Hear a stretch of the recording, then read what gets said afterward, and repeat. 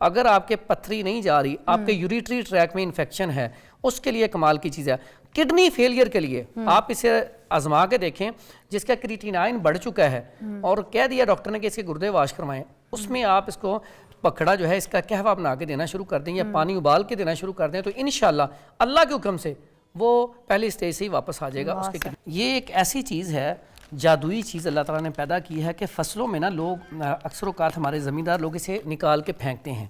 کیوں پھینکتے ہیں؟ کہ یہ فصل کو خراب کرتا ہے، جو ہم بیچتے ہیں نا فصل، اس کو خراب کرتا ہے۔ لیکن انسانی صحت کے لیے اتنی کمال کی چیز ہے، اتنی کمال کی چیز ہے کہ آپ یہ اس کو گوکھرو بھی کہتے ہیں، بکھڑا بھی کہتے ہیں، اور یہ کنڈے ہوتے ہیں چھوٹے چھوٹے، ٹھیک ہے۔ اس کے آپ کو میں فوائد بتاتا ہوں۔ سب سے پہلے تو پورے جسم میں جہاں پہ بھی آپ کی الرجی ہو، اس کا پاؤڈر بنا کے استعمال کریں یا قہوہ بنا کے استعمال کریں، بہترین چیز ہے۔ اس کے بعد آپ کے کڈنی میں پتھری ہے یا پتے میں پتھری ہے، اس کے لیے اس کا پانی 1.5 لیٹر پانی بنا کے رکھ لیں اور صبح و شام اس کا پانی پئیں تو پتھری نکل جاتی ہے۔ اس کے بعد پہلے جو ہمارے، آپ نے بھی شاید گھر میں کبھی پنجیری بنائی ہوگی، تو یہ اس کا مین جز سمجھا جاتا تھا، اسے گرم کر کے ڈالتے تھے۔ یہ کمر درد کے لیے اس سے اچھی چیز کوئی نہیں ہے۔ یہ کمر کس نہیں، کمر کس نہیں ہے، لیکن کمر درد کے لیے یہ اس سے بھی زیادہ افیکٹو ہے۔ اچھا جی، یہ لوگ پہلے وہ جو پنجیری بناتے تھے اس میں ڈالتے تھے۔ پلس یہ صرف اس کا ہی نہیں، اس کا یہ پورے وجود کے لیے، کیونکہ اللہ تعالیٰ نے اس میں نیچرل سٹیرائڈ پیدا کیا ہے۔ نیچرل، ویسے تو ہم وہ باہر سے انجیکشن لگواتے ہیں، تو یہ میتھیکبال یا کوئی بھی، تو آپ اس سے بہتر ہے کہ یہ استعمال کریں۔ اس میں اللہ تعالیٰ نے نیچرل سٹیرائڈ رکھا ہے، کمر درد کے لیے، پٹھوں کے لیے، جوڑوں درد کے لیے اور سر درد کے لیے، یعنی کہ اوورآل میں کہتا ہوں کہ جادوئی چیز ہے۔ دیکھیں لوگ اس کو فصل سے نکال کے پھینکتے ہیں، یعنی کہ یہ ضائع چیز ہے، لیکن انسان کے لیے کتنی قیمتی چیز ہے کہ اگر آپ کے پتھری نہیں جا رہی، آپ کے یوریٹری ٹریک میں انفیکشن ہے، اس کے لیے کمال کی چیز ہے۔ کڈنی فیلئر کے لیے آپ اسے آزما کے دیکھیں، جس کا کریٹینائن بڑھ چکا ہے اور کہہ دیا ڈاکٹر نے کہ اس کے گردے واش کروائیں، اس میں آپ اس کو پکڑا جو ہے اس کا قہوہ بنا کے دینا شروع کر دیں یا پانی ابال کے دینا شروع کر دیں، تو انشاءاللہ اللہ کے حکم سے وہ پہلی سٹیج سے ہی واپس آ جائے گا۔ Thank you watching morning with Faza. ہمارے ساتھ حکیم فرحان صاحب موجود ہیں اور ہمیں بتا رہے ہیں رطوبات کے جو علاج ہیں ان میں اگر گرمی آ جائے، سردی آ جائے، خشکی آ جائے، ہم کس طریقے سے اس کو ٹھیک کر سکتے ہیں، اور کوئی ادھر کوئی ایسا نسخہ ہے جو رہ گیا، پھر ہم وہاں ٹیبل پہ چلتے ہیں۔ جی، میں وہ غذا کے بارے میں بات کر رہا تھا، وہ بڑی ضروری ہے۔ میں نے سردی کی آپ کو غذا بتا دی، اس کے لیے میں نے صبح کا ناشتہ بھی بتا رہا تھا۔ دوپہر میں ایسا پیشنٹ جو ہے اس کو کالے چنے شوربے والے استعمال کرے، فش استعمال کرے، تلا بھنا گوشت استعمال کرے، دال چنا استعمال کر لے، کریلے میتھی پالک استعمال کر لے، جن کے اندر سردی ہے، پیشاب زیادہ آتا ہے، یخنیاں، ہاں یخنیاں استعمال کر لے۔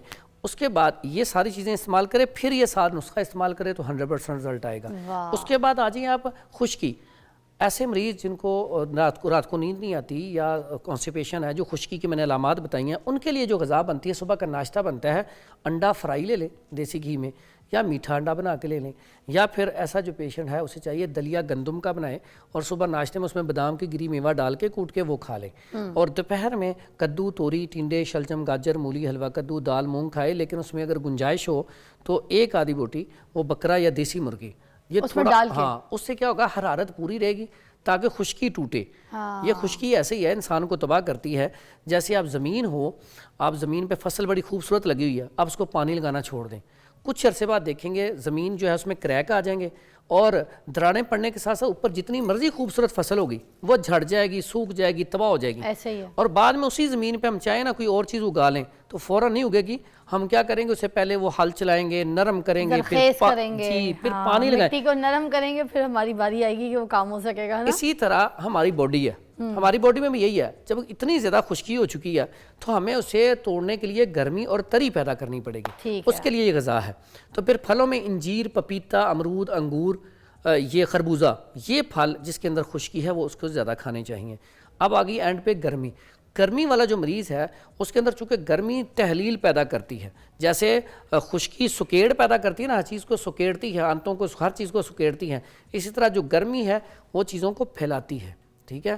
ایسا جو پیشنٹ ہے اس کو صبح کا ناشتہ کرنا چاہیے دلیا جو یا پھر مربع بہی، یہ صبح ناشتے میں بڑا مزدار ہوتا ہے۔ سفر جل، اس کا ذکر قرآن مجید میں بھی، اس میں احادیث میں بھی آتا ہے، ٹھیک ہے، سفر جل بہی جو ہے، تو یہ صبح ناشتے میں لے اور ساتھ یا پھر دلیا جو کا استعمال کرے بادام کی گری میوہ ڈال کے۔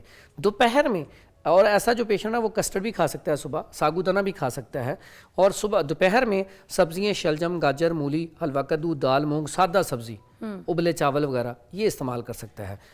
اور اس میں پھلوں میں صرف سیب چھلکا اتار کے یا انار استعمال کرے یا موسمی استعمال کرے تو ایسا پیشنٹ بالکل ٹھیک ہو جائے گا.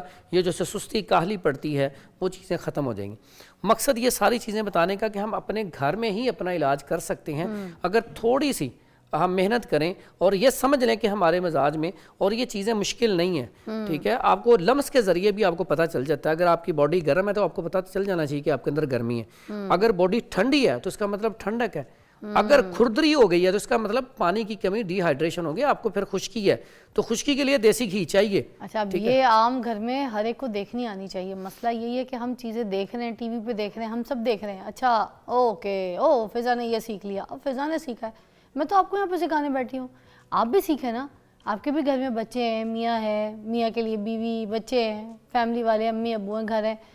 سب کے گھر میں بزرگ ہوتا ہے. ڈاکٹر کے پاس لے کے جاتے جاتے آدھا وقت گزر جاتا ہے. 10 چیزیں چھوٹی موٹی اوپر نیچے کی جو ہوتی ہیں وہ گھر میں ہمیں خود دیکھنی آنی چاہیے. بات یہی کہ علم حاصل کرو، چاہے چین چلے جاؤ. تو میں نے چین بھی نہیں بھیجی، میں تو کہہ رہی ہوں یہیں سے بیٹھ کے دیکھ لیں.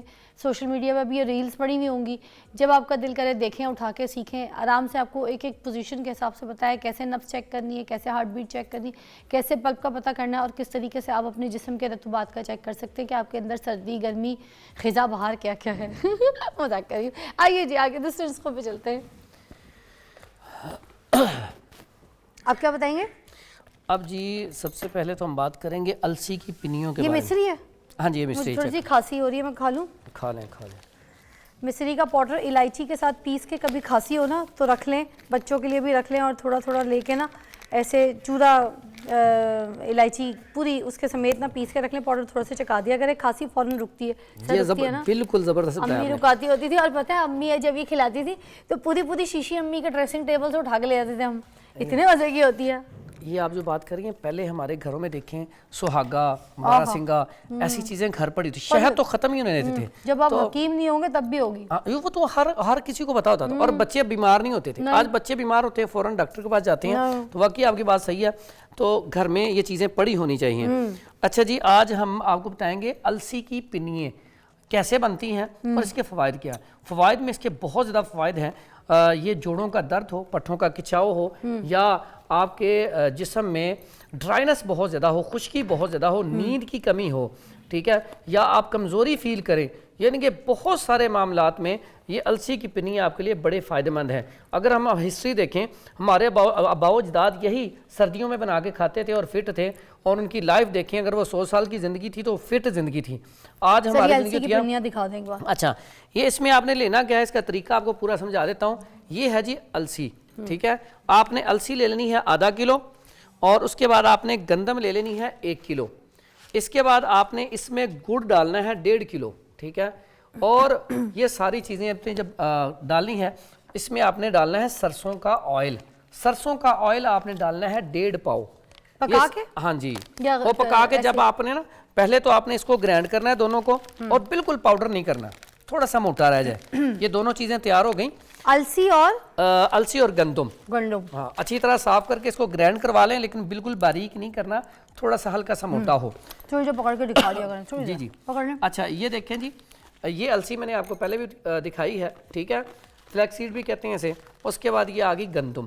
ٹھیک ہے، اور یہ جو گندم ہے یہ میں نے آپ کو اوزان اس کے بتا دیے. دونوں کو آپ نے اس کو گرائنڈ کروانا ہے. گرائنڈ کر لیا، اس کے بعد آپ نے چاشنی، جو چاش پانی ہے، وہ 1.5 کلو گڑ لینا ہے. ٹھیک ہے، اب اس کو جب آپ نے پکانا ہے، جب وہ پک جائے، بالکل بہت زیادہ گرم نہیں کرنا، ابلنا شروع ہو جائے، اس میں آپ نے پھر یہ چیزیں جو ہے یہ ڈال دینی ہے.